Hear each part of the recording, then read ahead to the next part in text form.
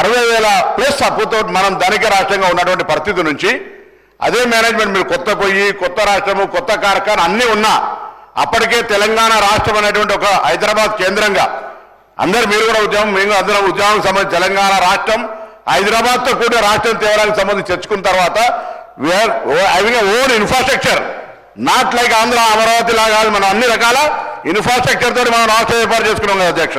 కాబట్టి మనకు సంబంధించిన విషయాల వల్ల మనకు పొయ్యి, గంటె, వంట గిట్ట తెచ్చుకునే అవసరం లేకుండే సరి విధంగా రెడీగా సెక్రటరీ చేయాలి. మీరు మాకు కట్టించిన సెక్రటరీతో మీరు చెప్తున్నటువంటి అదేం కార్లు అన్న ల్యాండ్ క్రూజర్ కార్లు కానీ విరుగుతుండొచ్చు, కానీ నేనేమంటున్నా ఆనాడు కూడా ఇట్లనే ప్రభుత్వం సమకూర్చిన ఇన్ఫ్రాస్ట్రక్చర్ కూడా ఉన్నది కదా.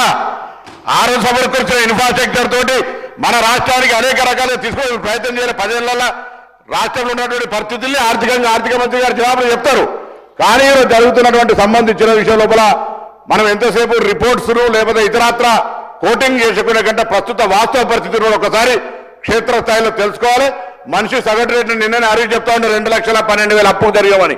ఈ విధంగా అప్పులకు సంబంధించి వేరే రాష్ట్రాలతో పోల్చుకొని మనం చాలా తక్కువ అని చెప్తున్నారు. ఇవన్నీ పెద్ద లెక్క, మన ఊళ్ళలో చెప్పినటువంటి లెక్క కాకుండా దయచేసి తెలంగాణ 10 సంవత్సరాల నుంచి ఇంకా భవిష్యత్తుకు సంబంధించి మీరు అంటారు విమర్శించుకోవద్దు. మన రాష్ట్రాన్ని కేంద్రం నుంచి అందరికీ నిధులు తెచ్చుకోవాలనుకుంటున్నాం.